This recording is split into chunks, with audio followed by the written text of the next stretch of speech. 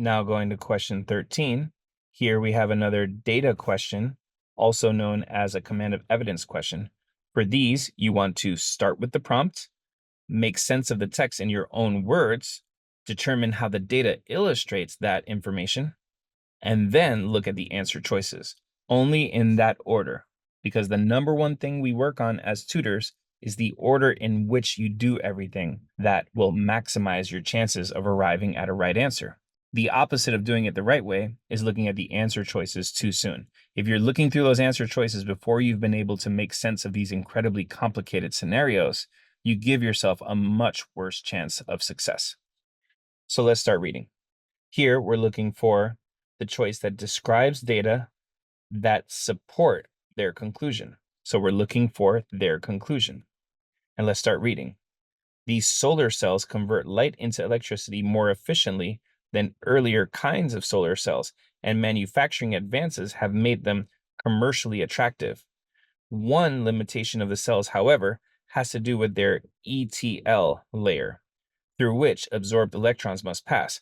Often, the ETL is applied through a process called spin coating, but such ETLs are fairly inefficient at converting input power to output power. These researchers tested a novel spray coating method for applying the ETL. The team produced ETLs of various thicknesses and concluded that, okay, now we're in the important part, because what we were looking for was the conclusion.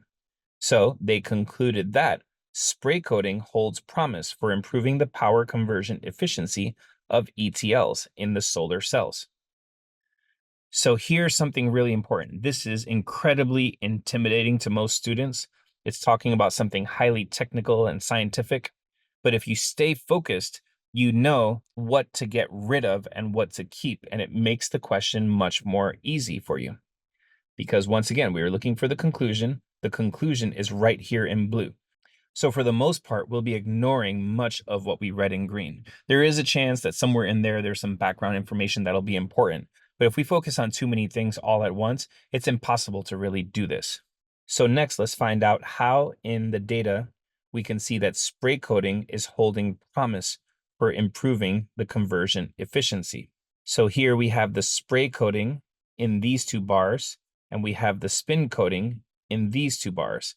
And the easy thing you can tell just looking at the data is that in both instances, the spray coating is reaching a higher level of power conversion efficiency. So which answer says that? In both instances, spray coating produced higher power conversion efficiency. Answer choice A says both the ETL applied through spin coating and the one through spray coating showed a power conversion efficiency greater than 10%. Well, that doesn't really prove the point, because the point was that spray coating worked better.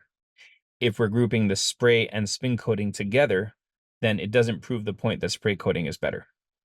B, the lowest performing ETL applied through spray coating had a higher power conversion than the highest ETL applied through spin coating. So if my worst performance is still better than your best performance, that's a really kind of show-offy way of saying I'm better than you. And is that even true according to the data? Let's see. Let's go ahead and just erase these two for now. The lowest spray coating is still better than the highest spin coating. So that actually is true. So let's at least keep this one for later. C, the highest performing ETL applied through spray coating showed a power conversion efficiency of approximately 13%, while the highest performing ETL through spin coating had a power conversion efficiency of 11%. That one technically is saying that spray coating is better, but it's better by 2%. Would anyone really care of a difference of 2%? I don't really think we would really jump for joy with 2% increased efficiency. So I think that one doesn't really emphasize the idea that the spray coating is much better.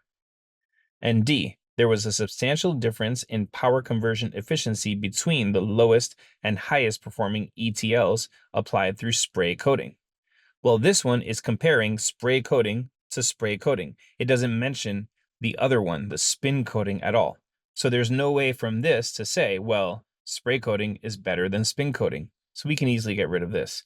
And the only answer that we did like here is answer choice B.